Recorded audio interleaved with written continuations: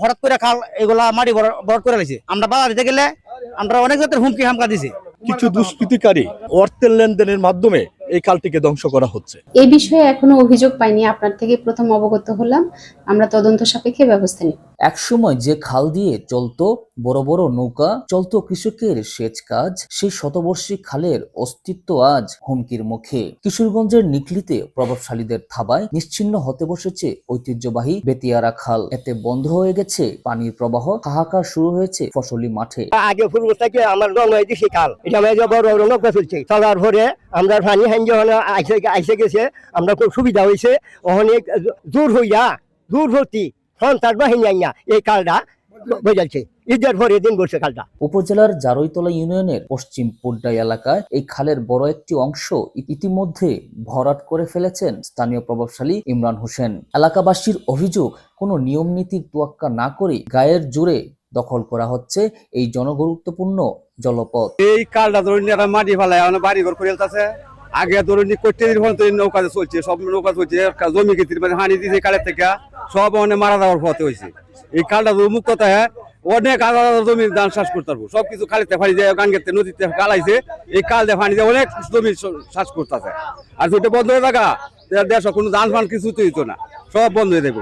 দখল মুক্ত করে দেখ, আমরা দাবি, আর কোনো দাবি নাই। ফলে জলবদ্ধতার আতঙ্কে দিন কাটাচ্ছে শতাধিক পরিবার। স্থানীয়দের দাবি, এই খালের উপর নির্ভর করে অন্তত 2 থেকে 300 পরিবার কৃষিকাজ চালায়। হঠাৎ করে খাল এগুলা মাটি ভরাট করে লাইছে। আমরা বাধা দিতে গেলে আমরা অনেক জাতের হুমকি হামকা দিছি এবং সন্ত্রাস বাহিনী আইনা তারপরে খালটা ভরাট করাইছে। বহুত কৃষকের ক্ষতি হইব, 200 করের ক্ষতি হইব কৃষকের।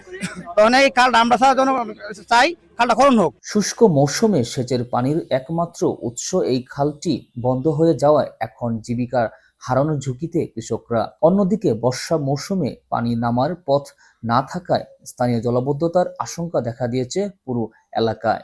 একদিকে স্থানীয় বিএনপি নেতা শাহ মোহাম্মদ জাকির হোসেন প্রশাসনের কাছে দ্রুত খালটি দখলমুক্ত করে আগের অবস্থায় ফিরিয়ে আনার দাবি জানিয়েছেন। প্রয়োজন হলে বিষয়টি প্রধানমন্ত্রী তারেক রহমান পর্যন্ত জানানো হবে। একজন ব্যক্তি মালিক কিভাবে দখল করে এবং খাল বন্ধ করে বাড়ি করতে পারে? এই ঐতিহ্যবাহী খালকে, যেই খাল অতীতে এখান থেকে কটিয়াদি পর্যন্ত মানুষ যাতায়াত করত, সেই খালটিকে পরিকল্পিতভাবে কিছু দুষ্কৃতিকারী অর্থের লেনদেনের মাধ্যমে এই খালটিকে ধ্বংস করা হচ্ছে। সরকারি যত ঊর্ধ্বতন কর্মকর্তা এবং কিশোরগঞ্জ ডিসি মহোদয়ের কাছে বরাবর আবেদন করতে চাই, দ্রুত এই সরকারি খালটিকে উদ্ধার করে জনগণের সুবিধার্থে এই খালটিকে যেন মানুষ ব্যবহার করতে পারে, এই ব্যবস্থা নেওয়ার জন্য। তবে অভিযুক্ত ইমরান হোসেনের দাবি, নথিপত্রে এই খালের কোনো অস্তিত্ব নেই। রেকর্ডের কোনো খাল নাই, কাগজে কলমে কোনো খাল নাই। এখানে খাল বলতে আপনার নকশা ভিতর কিছু নাই, কোনো কাগজ বলতে খাল নাই। এখন আমি যদি জনগণের সুবিধা দিতে পারি, তাহলে আমি আমার কোনো আছে না, আমার দাবি আছে না এই রাস্তা আমার ব্যবহার করার। প্রশাসন বলছে, লিখিত অভিযোগ পেলে তদন্ত করে দ্রুত আইনানুগ ব্যবস্থা নেওয়া হবে। বর্তমান সরকার খাল খননের জন্য বিভিন্ন কর্মসূচি নিয়েছে। আমরা ইতিমধ্যে নিকলিতে আড়িবিলের খনন হচ্ছে। খাল তো ভরাট করাই যাবে না, জলাধার ভরাট করার কোনো নিয়মই নেই। এই বিষয়ে এখনো অভিযোগ পাইনি, আপনার থেকে প্রথম অবগত হলাম। আমরা তদন্ত সাপেক্ষে ব্যবস্থা নিব। সরকারি খাল ভরাটের কোনো সুযোগ নেই।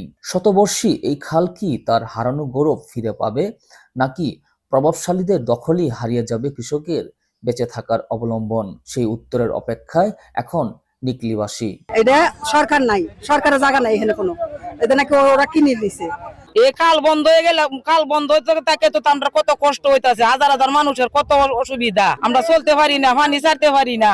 আমরা দাদার আমলে কাল আছি না, আমরা এক বাবার লগে পারি না।